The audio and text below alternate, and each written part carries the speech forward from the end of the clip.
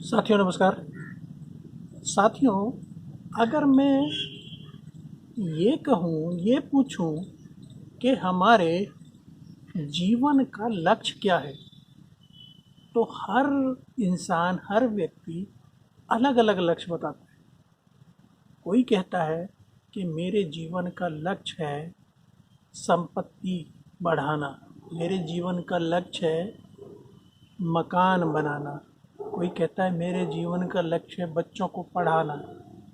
कोई कहता है मेरे जीवन का लक्ष्य है अपने परिवार की देखभाल करना। तो सबके जीवन के लक्ष्य अलग अलग लगते हैं।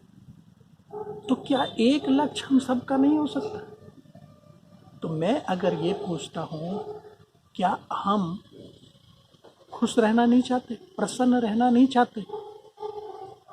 तो सभी कहते हैं हाँ सर, हम तो खुश रहना चाहते हैं। तो हमारा एक लक्ष्य है, वो है खुश रहना, प्रसन्न रहना, प्रसन्नचित्त रहना। तो अगर यही लक्ष्य है, इसका मतलब क्या हुआ कि हमारा जो लक्ष्य है वो है प्रसन्न चित्त, निरोगी काया। प्रसन्न चित्त, प्रसन्न मन और निरोगी काया। और मेरा ये फार्मूला सबको भाया, मगर काम उनके ही आया जिन्होंने भोजन में मोटा अनाज खाया। तो मोटा अनाज मतलब मिलेट्स। और देखिए, 4 मिलेट्स जो मैं घर पे यूज कर रहा हूँ, मैं उनको आपको दिखा रहा हूँ। ये जिसमें एक रागी, सांवा, बाजरा और ज्वार, ये चारों मिलेट्स हम अपने घर पे यूज कर रहे हैं। तो आप देख रहे हैं, इनके कलर भी देख रहे हैं। मैं इसको ये इसलिए दिखा रहा हूँ कि मिलेट्स भी आजकल पॉलिश्ड और सेमी पॉलिश्ड आ रहे हैं, तो हमें अनपॉलिश्ड लेने हैं। क्योंकि और उसमें देखिए, जो हमारे ये आटा है ना, आटे का जो कलर है वही दाने का कलर होता है। तो हम इसको आटे से रोटी बना के खा सकते हैं, हलवा बना के खा सकते हैं, जो भी पकवान आप खाना चाहते हैं इसके साथ आप खा सकते हैं। सांवा, देखिए ये जो सांवा रखा हुआ है, इसके ये चावल हैं, इन चावल की हम खीर बना सकते हैं। किसी भी तरह इडली बना के आप खा सकते हो इनकी। आप जो भी खाना सब खाते हैं वो इनसे खा सकते हैं। ये बहुत ही इनको वैसे तो हम लोगों ने क्यों छोड़ा? लोग कहने लगे ये तो गरीब का भोजन है, लेकिन डॉक्टर कहते हैं कि ये राइट डाइट है और रिच डाइट है। मतलब रिच बैलेंस डाइट है ये। मतलब कैसे? क्योंकि इनके अंदर, रिच डाइट किसको कहते हैं? वो बैलेंस डाइट के जिसके अंदर है फाइबर हो और माइक्रो न्यूट्रिएंट्स हो, और इनके अंदर उनकी भरपूर मात्रा है। इनके अंदर जो मिलेट्स हैं हमारे, उनके अंदर सारे हमारे ये विटामिन्स होते हैं। जैसे इसमें विटामिन बी भी होता है, कैल्शियम होता है, आयरन होता है, पोटेशियम, मैग्नीशियम, जिंक, ये सारी चीजें इनके अंदर होती है। और एक खास बात इनके अंदर ये है कि इनके अंदर ग्लूटेन नहीं होता, जो गेहूं, जौ, राई में पाया जाता है। ग्लूटेन क्या है? ब्रेड है आपका, पास्ता है, इनमें ग्लूटेन होता है। ये ग्लूटेन की वजह से हम देखते हैं कब्ज हो जाता है, दस्त लग जाते हैं, थकान हो जाती है, सूजन हो जाती है, वजन बढ़ सकता है आपका।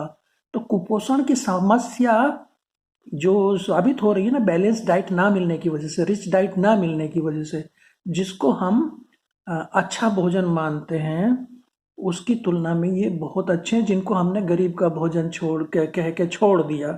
तो ये भोजन किसी का भी हो, लेकिन रिच डाइट यही है, इसके अंदर सब चीज है। तो आप देखिएगा, डायबिटीज के मरीज जितने हैं, हार्ट डिजीज से संबंधित हैं, वो आजकल बाजार में जाके ये तो मांगते हैं जी ग्लूटेन फ्री होना चाहिए, हमें ऐसा वो दो।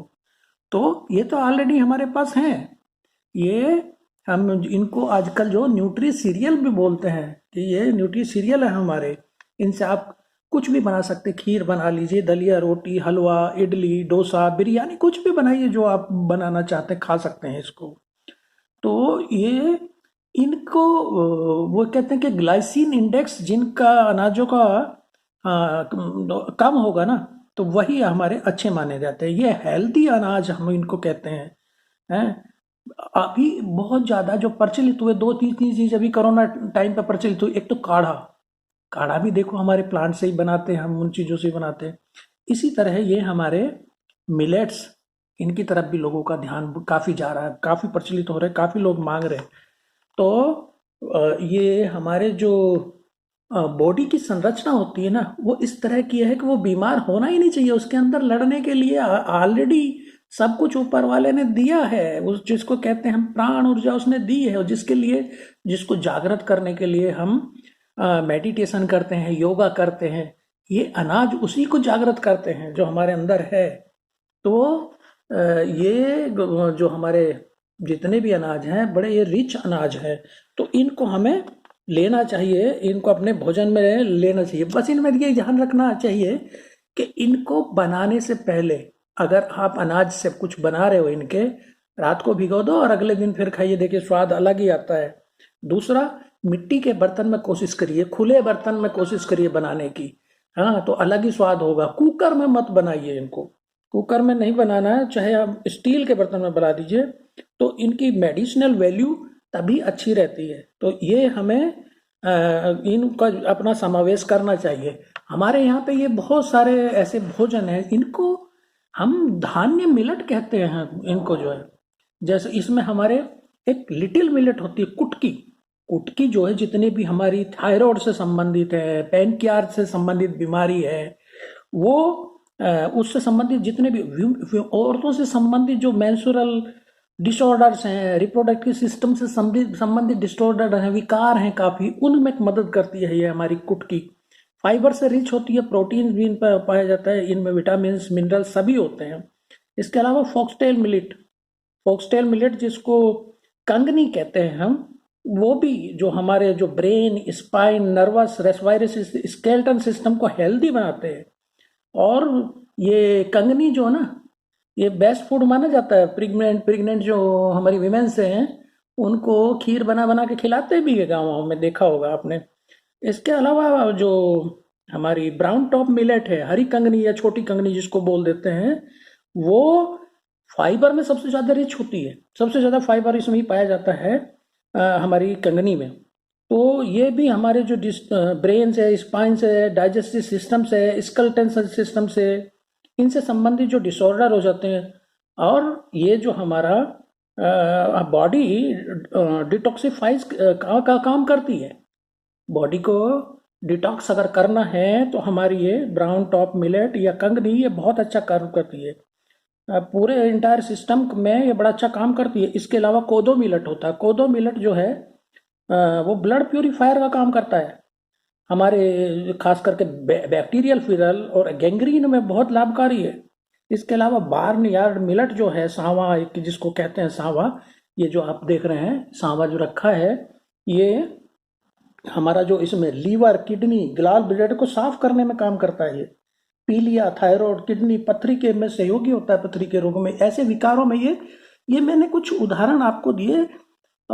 इनके अंदर ग्लूटेन फ्री होते हैं, ये ग्लूटेन होता ही नहीं इनके अंदर। एंटीऑक्सीडेंट होते हैं, फोलिक एसिड, लो कैलोरीज इनके अंतर्गत होती हैं, जिसको हम बर्न करने के लिए रेस लगाते हैं। तो इनको हम अपने उस भोजन में जरूर इनका समावेश करना चाहिए।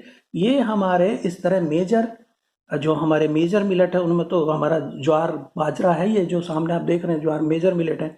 इसके अलावा माइनर मिलेट जरूर है, लेकिन वो रिच है, रिच मिलेट है। और उनको माइनर नाम जरूर हम कह देते हैं, जिसमें ये मैंने आपको गिनवाया ना, कुटकी, कंगनी, हरी कंगनी, कोदो, सांवा, ये सारे जो माइनर मिलेट्स हैं, ये माइनर इनका नाम जरूर है, लेकिन ये रिच हैं। हम जो ना पहले एक वो था ना, कहते थे मोटा खाते हैं और मोटा ही पहनते हैं। तो जो मोटा खाते हैं, मोटा पहनते हैं, उसको हमने त्याग दिया। अब हम बारीक पा गए, हर चीज में बारीकी से देखते हैं। बारीक मतलब हमने बारीक आटा खाने लगे, मैदा खाने लगे, तो मैदा से समस्या तो आई नहीं थी। और मोटा पहनते थे, उसकी जगह सिंथेटिक पहनने लगे, तो ये सारी समस्या हमारे सामने खड़ी हो गई। तो इनको दूर करने के लिए हमें फिर से उसी पर आना पड़ेगा कि हमें मोटे अनाज को अपने भोजन में समावेश करना पड़ेगा।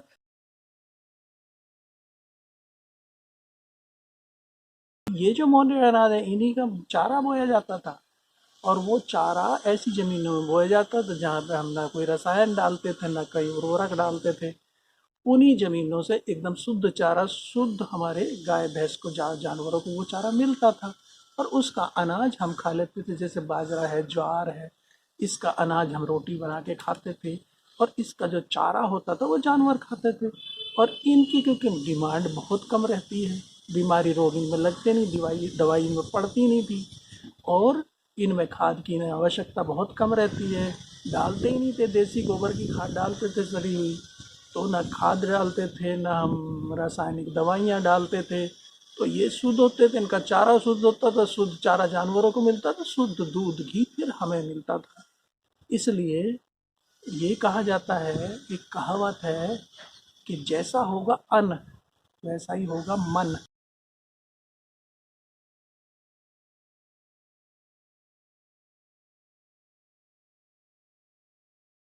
मोटा मतलब इनके अंदर फाइबर है।